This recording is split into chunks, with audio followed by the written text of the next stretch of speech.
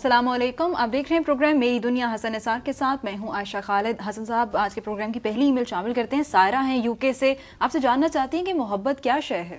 محبت کے بارے میں بے شمار لوگوں کی بے شمار اوپینینز ہیں، اور ہر اوپینین مجھے بہت خوبصورت لگتی ہے، فیسنیٹ کرتی ہے۔ مثلاً ایک یہ ہے کہ محبت زندگی بھر چہرے بدلتی رہتی ہے۔ یہ بڑا درست ہے۔ 6 مہینے کا، سال کا، 2 سال، 5 سال کا بچہ، اس کی ساری محبتوں کا محور اس کی ماں، پھر زندگی آگے چلتی ہے، پھر بیوی یا شوہر، یا پھر آگے بچوں میں بڑھتا چلا جاتا ہے، پھر کرتے کرتے جب 75 سال، 70، 80، 85 عمر میں پھر اس کو اللہ کے علاوہ کچھ، خالق و مالک کے علاوہ کچھ دکھائی نہیں دیتا، چونکہ اسے صاف محسوس ہو رہا ہوتا ہے کہ اس کے اور قبر کے درمیان فاصلہ کم۔ ٹھیک ہے، پھر ایک اور اس کا ڈائمنشن ہے کہ جب محبت اور سکل، محبت اور مہارت اکٹھی ہو جائے تو پھر تاج محل جنم لیتا ہے، پھر شیکسپیئر جنم لیتا ہے، پھر بابا بلے شاہ۔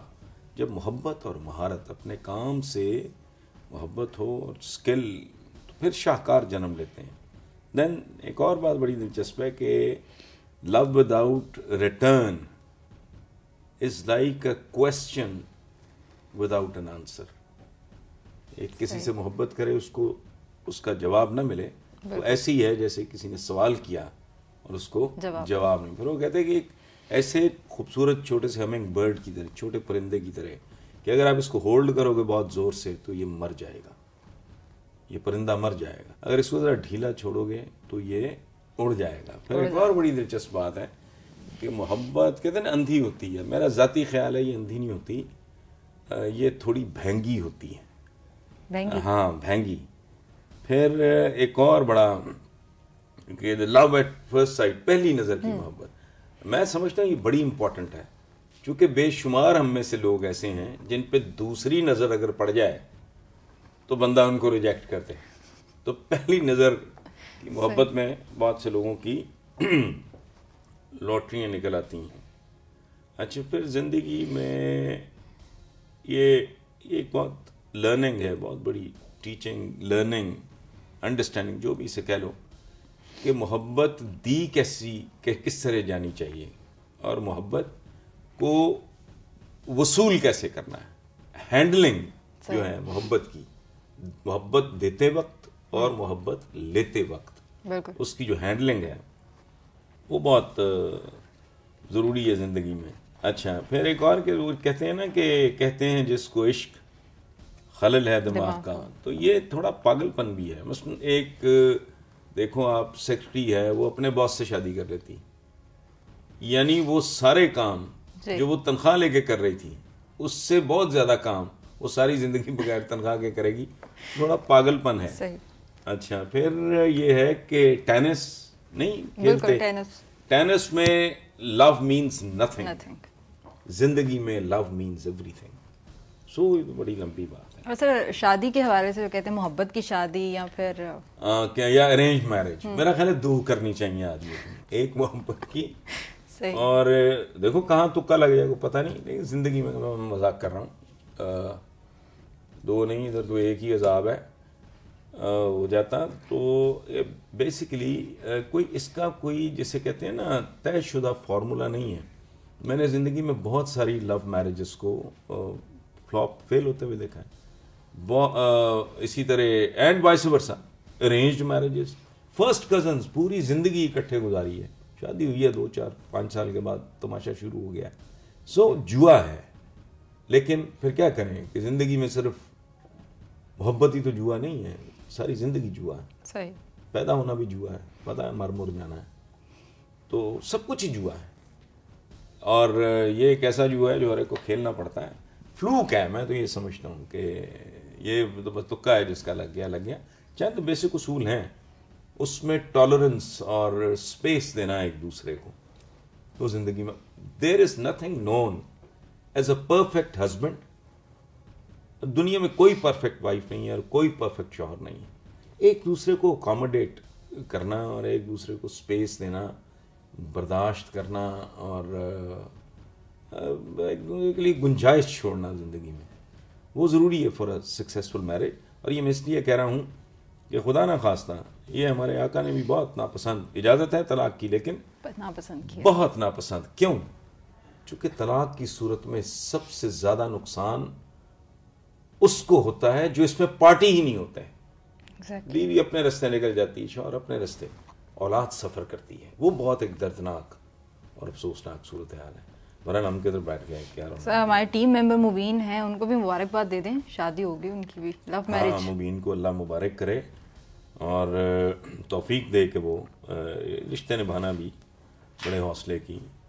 اچھا، اور اس کے ساتھ میں ایک اور بات کروں گا. علی رضا ہیں ٹورانٹو کینیڈا سے. وہ اتنی محبت کے ساتھ، اتنی محنت کے ساتھ میرا وہ فیس بک پیج وہ مینیج کر رہے ہیں، بالکل، جس کے لیے میں ان کا بےحد ممنون ہوں. اور یہی نہیں، اور بھی بہت سے لوگ اپنے طور پہ. میں تو ایک ٹویٹر ہے، وہ میرے ایک دوست کو، تھوڑا میرا بیٹا پارٹیسپیٹ کرتا ہے، تھوڑا میں خود بھی کرتا ہوں اس کو، لیکن mainly I am not responsible. لیکن بہرحال آئی اون اٹ. اس میں جو حماقتیں اگر کہیں ہو جاتی ہیں تو میں ان کو اون کرتا ہوں. بہرحال علی رضا چیمہ صاحب کا میں بہت ہی ممنون ہوں. بڑی محبت سے پتہ نہیں کہاں سے پروگرامز لفٹ کر کے وہ لگا رہے ہیں. حسن صاحب اور بھی انٹرسٹنگ ای میل پروگرام کا حصہ بنائیں گے، لیکن فی الحال لیتے ہیں ایک بریک. دیکھتے رہیے پروگرام میری دنیا حسن نثار کے ساتھ.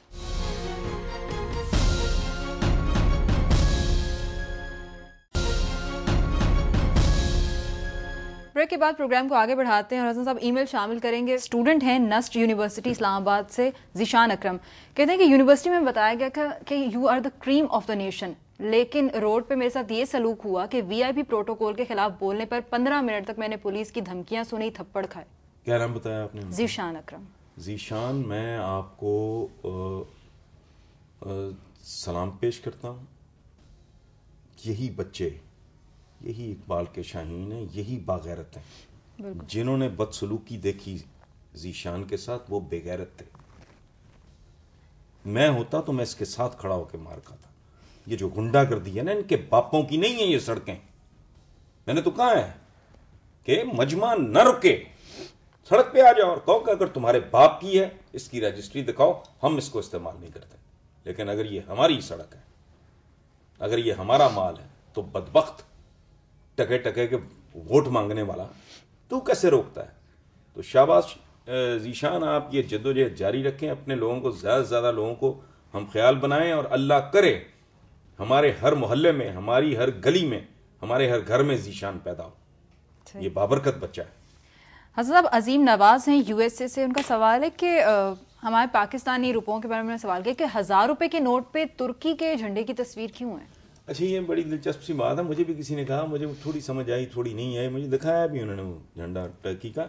لیکن دیکھو بات سنو، ایک بڑی دلچسپ بات ہے. ہم وہ لوگ ہیں جو آئیڈینٹی کرائسس کا شکار ہیں، شناخت کا بحران.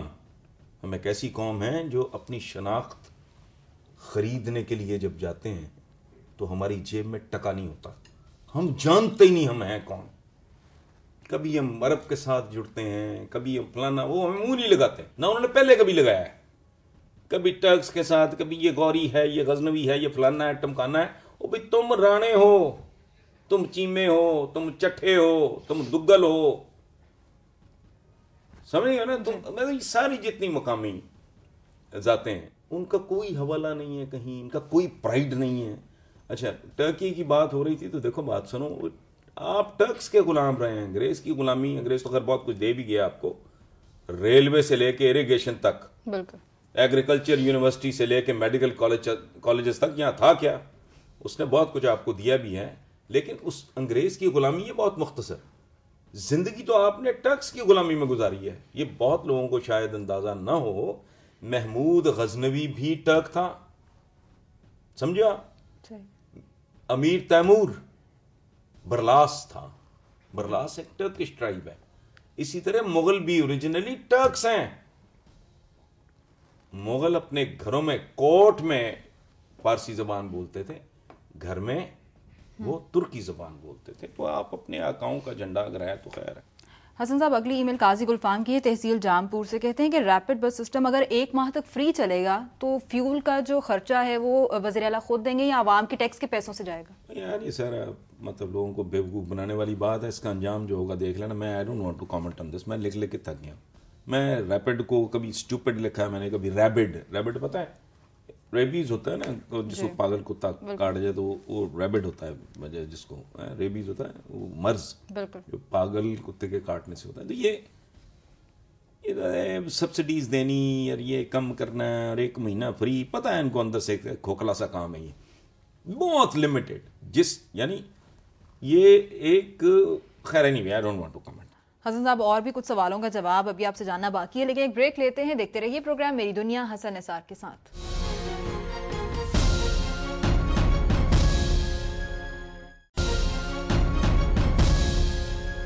بریک کے بعد پروگرام کو آگے بڑھاتے ہیں اور حسن صاحب ای میل شامل کریں گے. علی خان ہے مانچسٹر UK سے, کہتے ہیں کہ عمران خان بھی آرٹیکل 62 63 پر پورا نہیں اترتے کیونکہ ان کی سابقہ اہلیہ جو ہیں وہ غیر ملکی خاتون تھیں. اچھا, یہ بات انہوں نے ٹھیک کی ہے کہ 62-63 پہ عمران خان پورا نہیں اترتے, لیکن یہ آرگومنٹ بڑا بودا اور فضول ہے.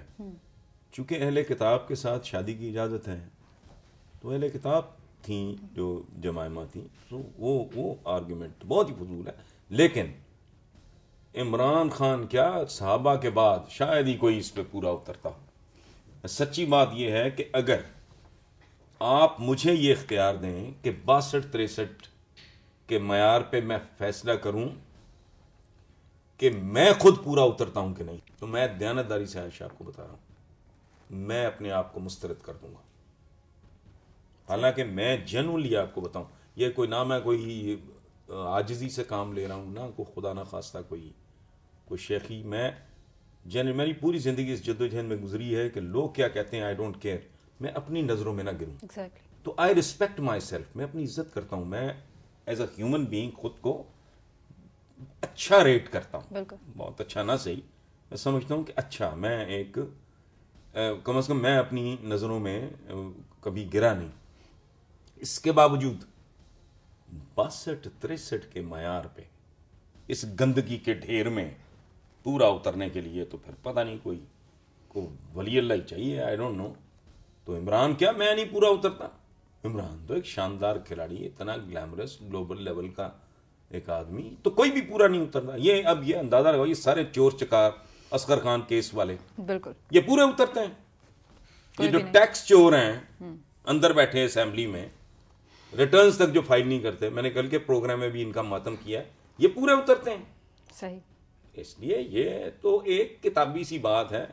میں جو بعض اوقات اس کی بات کرتا ہوں صرف اس لیے کہ اگر ہے تو وہی پھر انشور کرو, مطلب وہ تنزیہ ہوتا ہے کہ جان چھڑا اس سے, یہ ٹرک کی بتی ہے 62-63, کون پورا اترے گا اس پہ؟ جو اس کا فیصلہ کرنے بیٹھے گا وہ خود نہیں پورا اترے گا. یہ آئیڈیلزم ہے آج کل کی دنیا میں, اس طرح نہیں ہے ڈھکوسلا. اور ایک اور بات میں آپ کو بتاؤں, خدا نہ خواستہ میں ڈاکٹر ہوں بہت اعلیٰ, کسی کا بچہ بیمار ہے, وہ اس کو دیکھنا چاہیے میرے پاس علاج کی اسکل ہے یا نہیں. میں مکینک ہوں بہت اچھا, آپ کی بڑی قیمتی گاڑی ہے, آپ یہ نہ دیکھو میں بھنگی ہوں چرچوں, میں مکینک ٹھیک ہوں. You understand? ہاں, یہ جو اس طرح کے ٹکوسلے ہیں, یہ ضیاء الحق نے جو ڈالا ہے نا ایک عجیب طرح کا, میں کیا کہوں, چھوڑو اس کو. حسن صاحب شری رام ہے کیرلا سے, انڈیا سے, وہ کہتے ہیں کہ میں آپ کا بہت بڑا فین ہوں, کشمیر کے حوالے سے آپ کا پوائنٹ آف ویو کیا ہے, وہ اس پہ جانا چاہتے ہیں. یار میں کیا, میرا پوائنٹ آف ویو کیا ہونا ہے, میں دیکھو یہ عجیب طرح کی, اب وہ ایک یورپی یونین کو کوئی اور اگلے فیز میں لے کے جانا چاہ رہے ہیں, جن کے پاس ویژن ہے, جن کی سینوں میں دل ہیں, جن کی کھوپڑیوں میں دماغ ہیں. یہ تو عجیب طرح کی بددعائی ہوئی قومیں ہیں. کشمیر بنے گا پاکستان, وہ کہہ رہے کشمیر بنے گا ہندوستان, اور تم سے نہ ہندوستان سنبھالا جا رہا ہے نہ تم سے پاکستان سنبھالا جا رہا ہے. ہم تو کراچی سنبھالا نہیں جا رہا, بلوچستان سنبھالا نہیں جا رہا, پنجاب سنبھالا نہیں جا رہا. ایک عجیب افراتفری کا عالم, اگر صوبے بن جاؤ, وہ ادھر گھس رہا ہے, کو ادھر بھاگ رہا ہے. کشمیر لے کے تم سے کرنا کیا ہے؟ ہم تو شارک کہتے ہیں. کشمیر کشمیریوں کا, وہ ان کو شوق ہے, کسی کو تو لڑیں مریں, جوائن کر لیں, پھر کوئی قربانی دیں, جس کو اگر کوئی شوق ہے ان کو, جس کا حصہ بننے کا بن جائے. ادروائز کشمیر, دیکھو بات سنو, یہ یو اے ساری چھوٹی چھوٹی ریاستیں پاکستان کا حصہ کیوں نہیں بن جاتی؟ بنگلہ دیش کیوں ٹوٹ گیا, کیوں علیحدہ ہو گیا؟ افغانستان ہے, مسلمان ہے نا, مرجر کیوں نہیں ہو جاتا؟ کیسے فضول باتیں کرتے اور سوچتے ہو آپ؟ کشمیر کشمیریوں کا ہے, they have a different culture, ان کی ایک اپنا ٹرین اپنا, ان کی ایک اپنی دنیا ہے. کوئی جیو اور جینے دو. سب کانٹیننٹ کے لوگوں نے کوئی ذلیل رہنے کی، کوئی رسوائی کی، ذلت کی، بھوک کی، ننگ کی قسم کھائی ہوئی ہے. ہمارے بچوں کے سروں کے اوپر ہی وہ لٹکتا رہے ایٹم بم. لیکن بدنصیبی ہے کہ ہماری قیادتوں کے پاس نہ ظرف ہے، نہ ویژن ہے، نہ درد دل ہے.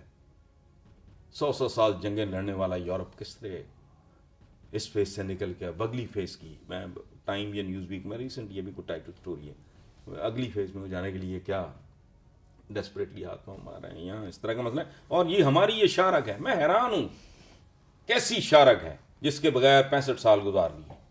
شارک کے بغیر تو ایک پل نہیں گزرتا. ٹھیک شاعری ہے، ہو رہی ہے. اب ادھر وہ دیکھ لو اکھنڈ بھارت، وہ جو جسونت سنگھ صاحب کی کتاب تھی، یہی لکھا تھا انہوں نے. کانگریس اگر عالی ظرفی کا ثبوت دے تو نوبتی نہ آتے. چند سال پہلے تک تو قائد اعظم کہ اپنے ایجنڈے پہ نہیں تھا. یہ ان کے کرتوتوں کا نتیجہ ہے. تو وہ جسونت سنگھ صاحب نے یہی بات لکھی، ٹریبیوٹ دیا انہوں نے قائد اعظم محمد علی جناح صاحب کو، جس میں ان کے خلاف بڑی وہاں لہدے ہوئی. یہ وہ لیول ہی نہیں ہے ہمارا. صحیح. ٹھیک ہے حسن صاحب، اب شعر کی طرف آتے ہیں. آج کا شعر سنائیے. شعر ہے، اس میں بڑا غور و فکر کرنے کی ضرورت ہے. میں کہ انسان ہوں، انسان کا لہو میری غذا. میں کہ انسان ہوں، انسان کا لہو میری غذا. رحم مادر سے چلی ہے یہ روایت میری. انسان کو مہذب کرنا بہت مشکل ہے، چونکہ انسان اپنی ماں کے حصے کی خوراک پہ پلتا ہے. رحم مادر میں اس کے خون پہ پلتا ہے.